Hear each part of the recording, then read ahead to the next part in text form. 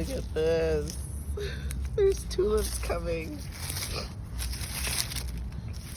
I'm finishing details on CSA subscriptions, flower subscriptions for this spring, and I really want you to have these because they're gonna be so beautiful. They're all doubles, peonies, and parrots. They're all specialty ones that you don't get at the store. So excited. I wanted to share this spring in full force. It like poked through the leaves. Yeah. These are narcissus and daffodils, and they're all doubles and really fragrant. I have some peonies here too. I have this netting down because we have some really crazy squirrels where we live. I'm just gonna show what's on the grow rack right now in its progress. So this is our Rebecca, and the cherry's been doing fine. Sahara's fine. The one that I'm having the most trouble with is Triloba. This is a branching kind. It looks really pretty. And I sewed you are supposed to stratify it.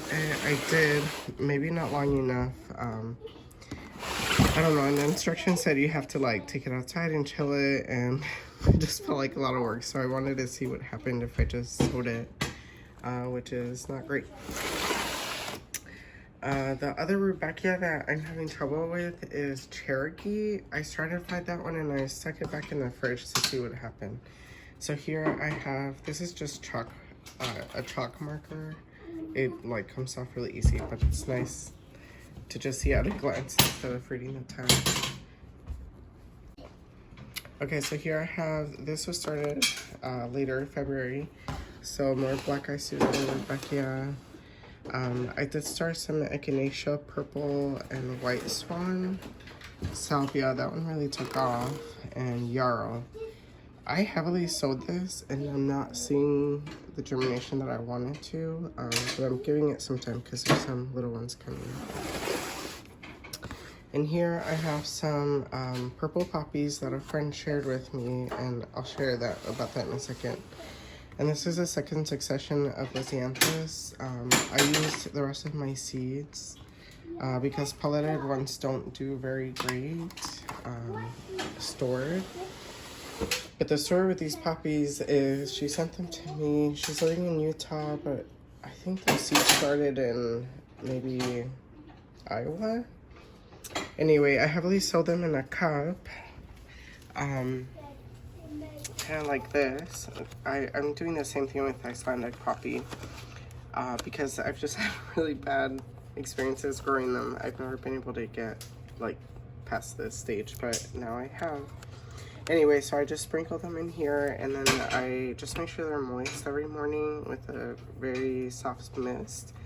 And when they get a little bit bigger, not quite this big, but similar, these are purple poppies too. I pull them out with tweezers, and then I pot them up into another tray. These trays from Amazon are not my favorite. I feel like everything kind of stalls. I'm not sure why. Maybe because the opening is just like a dot. The other trays that I have openings up to here, the sides. Anyway, these are doing okay.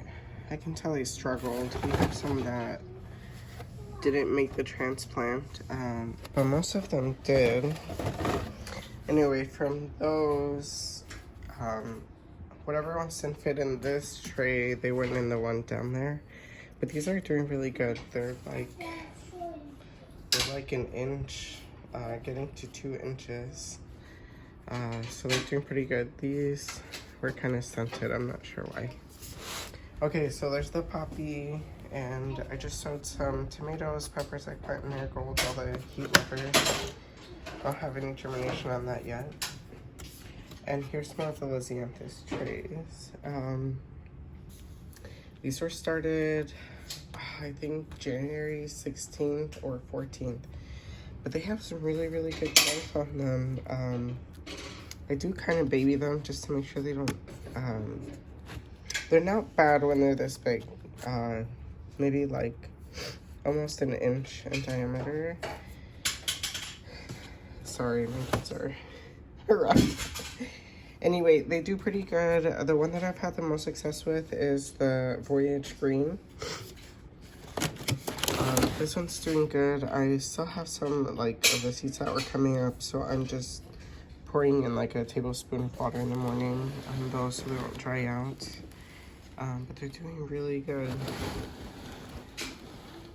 I did let them dry out pretty good. This is, where's my finger?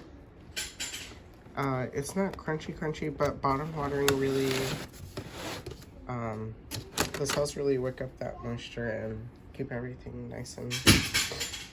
Okay, here we have some stock. I've just heard it's like hard to grow. I want to get it out in the field, so I wanted to get these seedlings nice and big. These were started February 4th. These are supposed to be doubles, so we do see that there, and then I think there's some singles mixed in. I'm not gonna do the culling through just because this is my first time and I'll take what I can get.